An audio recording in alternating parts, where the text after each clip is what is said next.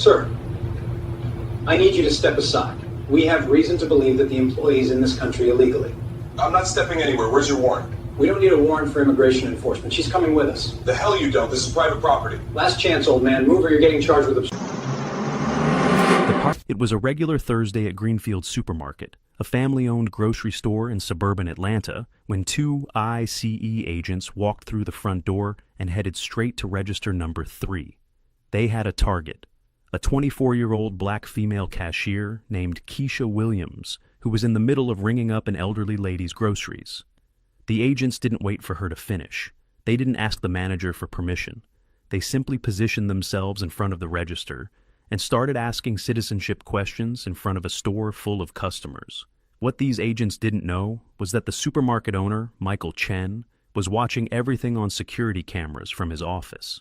And what happened in the next 15 minutes would be captured on crystal clear video, spread across the internet, and end with the agents losing their jobs and Keisha winning a federal lawsuit that would change the entire agency's policies. Before we dive into this insane story, tell me, where are you watching this from right now? Drop your city or country in the comments. And if you've never subscribed to this channel, hit that subscribe button, because stories like this need to be told. Trust me, you won't want to miss what happens in the next few minutes. This is one of those stories that seems like fiction, but every second was documented on camera. Keisha Williams was a college student working part-time at Greenfield for 2 years. She was studying nursing at Georgia State University, dreaming of following in her grandmother's footsteps, who had been a nurse for 35 years. Keisha was the kind of employee every manager loves: punctual, polite, efficient. She had perfect evaluations, had never missed a shift, and regular customers specifically asked to be served by her at the register. She was born in Atlanta, grew up 10 minutes from the supermarket, and was as American as anyone in that store. But to someone with racial prejudices, her skin tone was enough to assume she didn't belong. On that Thursday, she was wearing her standard green supermarket uniform, her name badge clearly visible, helping Mrs. Patterson, a 78-year-old regular customer who shopped there every week. Keisha was smiling, chatting about the weather, scanning items, everything completely normal. Then 2 men wearing tactical vests with ICE letters stamped on them approached the register. One of them, who would later be identified as Agent Derek Thompson, placed his hand on the conveyor belt and said Keisha needed to stop what she was doing and answer some questions. Keisha looked at him confused. She was clearly in the middle of serving a customer. She politely said she would finish with Mrs. Patterson first and then could help them. Thompson didn't accept that. He raised his voice, saying she needed to cooperate immediately. He asked where she was born. Keisha, now visibly scared and confused, said Atlanta. He asked if she had documents proving it. She said she didn't walk around with her birth certificate at work. The second agent, Marcus Rivera, asked if she had a green card or immigration documentation. Keisha responded she didn't need it because she was an American citizen. Thompson didn't believe her. He said she fit the profile of someone who could be illegally in the country and that they had the right to verify. Mrs. Patterson, the elderly customer, was stunned. She had known Keisha for 2 years. She knew Keisha was in college. She asked the agents what the hell they thought they were doing, harassing a young woman at work. The entire store was stopping to watch. Other customers in adjacent lines started pulling out their phones. Floor managers were running to see what was happening. And in the second-floor office, Michael Chen, the 52-year-old supermarket owner, saw everything on security screens. He didn't hesitate for a second. He dropped what he was doing and ran down the stairs. Michael was an immigrant himself, had come from China with his parents when he was 8. He had built this supermarket from scratch over 20 years of brutal work. And one of the things he was most proud of was how he treated his employees like family. Keisha wasn't just an employee to him. She was practically a niece. He knew her mother, knew her grandmother, had given her flexible hours so she could study. Seeing federal agents intimidating her in his establishment made his blood boil. Michael Chen crossed the store floor in long, determined strides. His expression transformed from friendly supermarket owner to someone absolutely furious. The security cameras captured everything. He arrived at register number 3 and immediately positioned himself between Keisha and the ICE agents. His first question was direct and cutting. "Who are you, and what are you doing intimidating my employee?" Thompson showed his badge and said they were conducting a routine immigration status check. Michael asked if they had a warrant. The answer was no. Michael then asked if they had any specific reason to believe Keisha was illegally in the country. Thompson hesitated before responding that she fit certain demographic criteria that justified investigation. Michael exploded. He asked loud enough for half the store to hear what demographic criteria exactly justified harassing a young black woman born in Atlanta while she worked. Thompson tried to say it wasn't about race, it was about law enforcement. Michael didn't let that pass. He pointed to the other registers, all white employees, and asked why the agents weren't checking their documentation too. Why only Keisha? Why only the young black woman? Thompson had no answer for that. Rivera, the second agent, tried to change tactics, saying they just needed a few minutes to verify basic information, and then they'd leave. Michael said they wouldn't get another second with Keisha without a court order. The situation was escalating rapidly. Other employees had stopped working completely. Customers were recording everything on their phones. Mrs. Patterson was still standing next to the register, her purse in one hand and her cell phone in the other, filming the agents. She said out loud that they should be ashamed, that Keisha was a good girl who worked and studied, and that this was pure, blatant racism. Thompson made his next fatal mistake. He told Mrs. Patterson to stay out of it, or she too would be investigated for obstruction.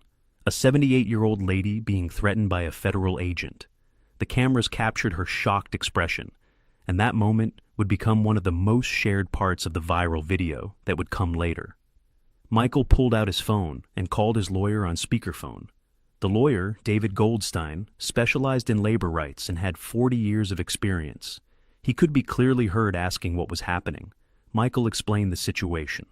Goldstein immediately told the agents they were violating multiple laws by conducting interrogations on private property without a warrant or property owner consent. He said if they didn't leave immediately, he would file actions against them personally and against ICE as an agency. Thompson argued they had federal authority that superseded state laws. Goldstein laughed and said federal authority didn't include the right to invade private property and harass American citizens without probable cause. While this was happening, Keisha was trembling behind Michael, tears streaming down her face. She had never felt so humiliated, so vulnerable, so attacked in her life. She had done everything right, worked hard, studied hard, followed all the rules, and yet she was being treated like a criminal in front of dozens of people, in front of customers she served every day. A coworker, Jessica, also a cashier, came and put her arm around Keisha, saying everything would be okay. But in that moment, it didn't feel like it would be okay. It felt like the world was falling apart. It felt like no matter how hard you worked or how good a person you were, your skin would still determine how you were treated. Thompson and Rivera exchanged glances. They were clearly realizing the situation had gotten out of control. There were at least 15 people recording on phones. The establishment owner had a lawyer on the phone. An elderly customer was calling them racists. And the young woman they had come to interrogate was visibly traumatized, which wasn't a good look. Rivera whispered something to Thompson. The security cameras captured the exact moment where Thompson realized they had made a huge mistake. But instead of backing down gracefully, instead of apologizing and leaving, he doubled down once more. He told Michael that interfering with federal agents was a crime and that Michael could be arrested.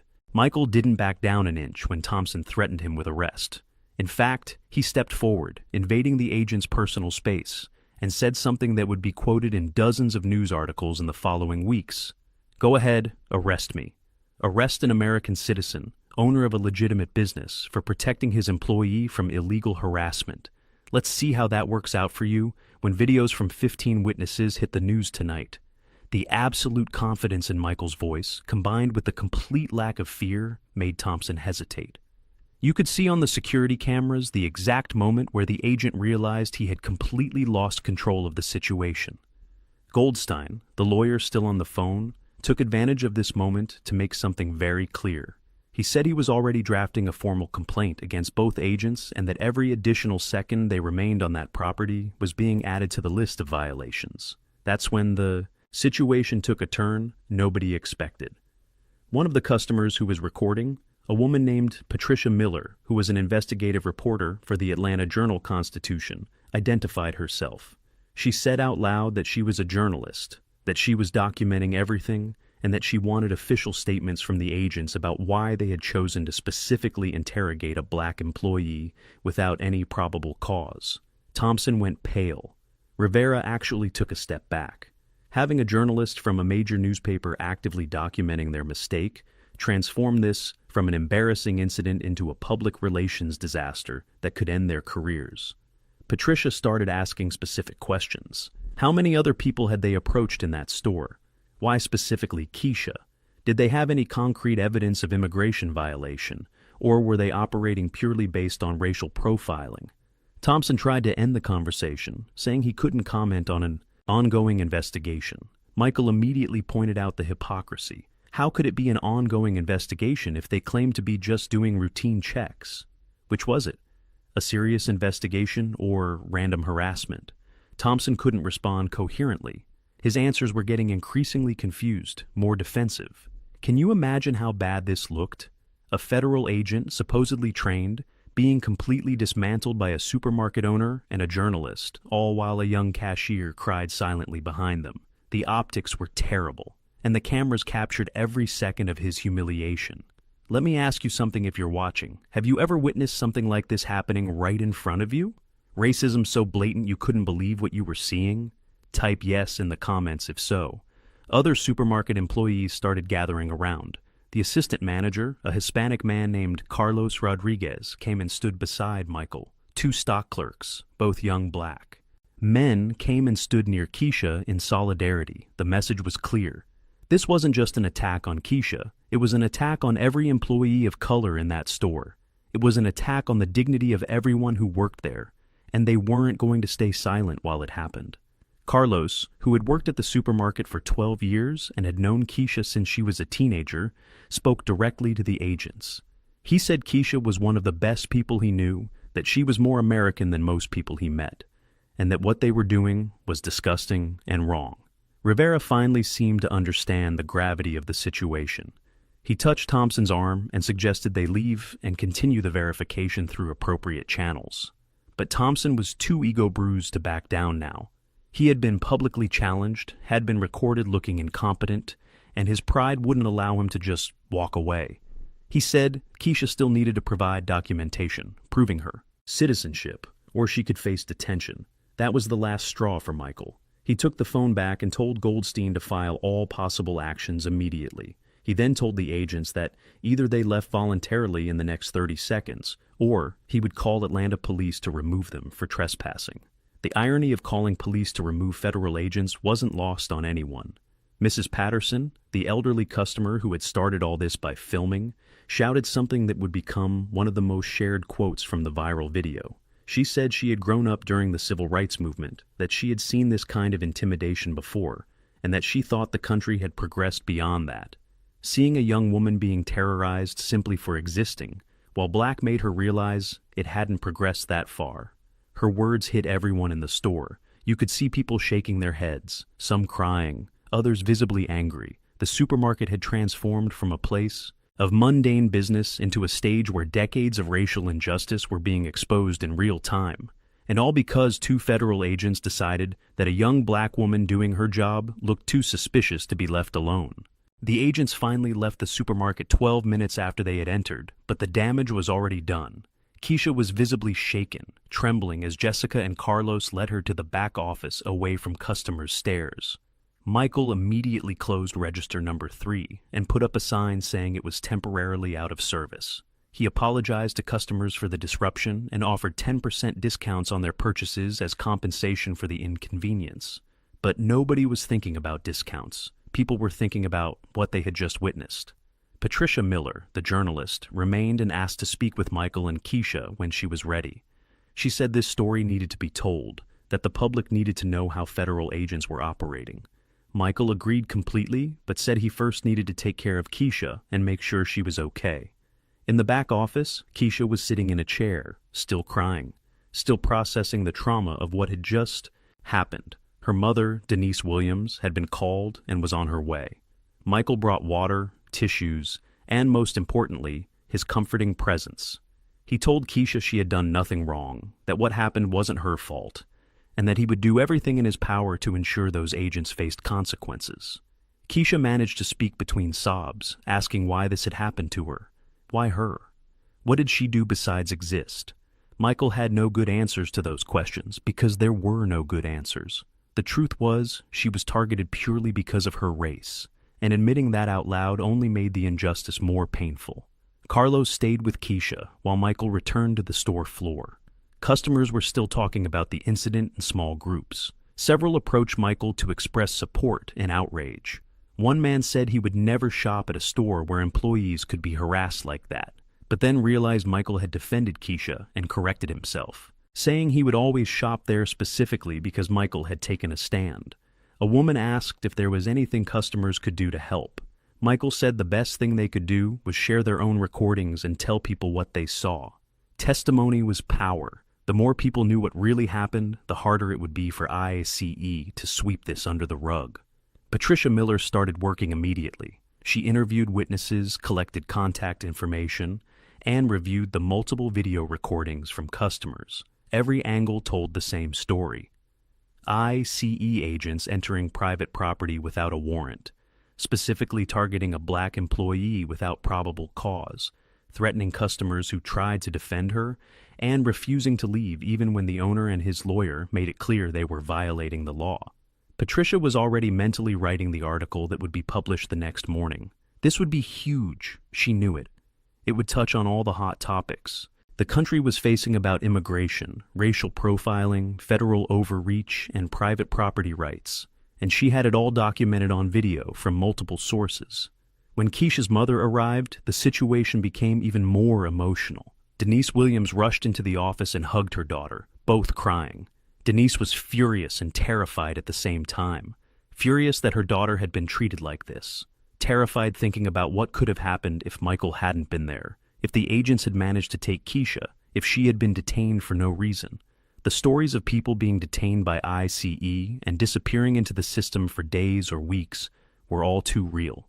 Denise knew her daughter had done everything right in life, but she also knew that didn't matter when you were black in America.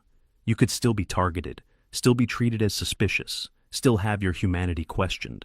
Michael gave time for mother and daughter to have their private moment, then came back with Goldstein, still on the phone. The lawyer was already compiling a legal strategy. They would sue the agents individually for harassment and civil rights violations. They would sue ICE as an agency for allowing this type of behavior to continue without adequate supervision. And they would file complaints with every relevant oversight body, from the Department of Justice to the Inspector General's office. Goldstein also suggested something else. He said they should make this public as quickly as possible, not just through traditional media, but through social media too. The more eyes on the case, the harder it would be for authorities to ignore or minimize. Michael agreed completely. He had the supermarket security footage in high definition, capturing every angle of the incident. He would make it available to any media outlet that wanted to use it. Patricia Miller's article was published on the front page of the Atlanta Journal-Constitution the next morning, with the headline, "ICE Agents Harass American Citizen Cashier at Atlanta Supermarket." The article included witness quotes, excerpts from video recordings, and a devastating legal analysis of how the agents had violated multiple federal and state laws. But what really made the story explode were the videos. Michael had sent the supermarket security footage to 5 different media outlets, and all of them published simultaneously. Customers who had filmed on their phones also started posting on social media. Within 6 hours, the video was viral. Within 12 hours, it had millions of views. Within 24 hours, it was being discussed on national news programs, commented on by politicians, and shared by celebrities who wanted to express their outrage. What made the videos so powerful was how they completely destroyed any narrative ICE might try to create. There was no ambiguity. You could clearly see Keisha doing her job peacefully. You could see the agents approaching her unprovoked. You could hear them demanding documentation without legal cause. You could see Michael defending her. You could hear Mrs. Patterson calling their behavior what it was, racism. And you could see Thompson threatening a 78-year-old lady for daring to film. Every frame of the video told the same unquestionable story of abuse of power motivated by racial prejudice. There was no way for ICE to spin this. They tried anyway. The agency's spokesperson issued a statement saying they were investigating the incident and that they took all complaints seriously.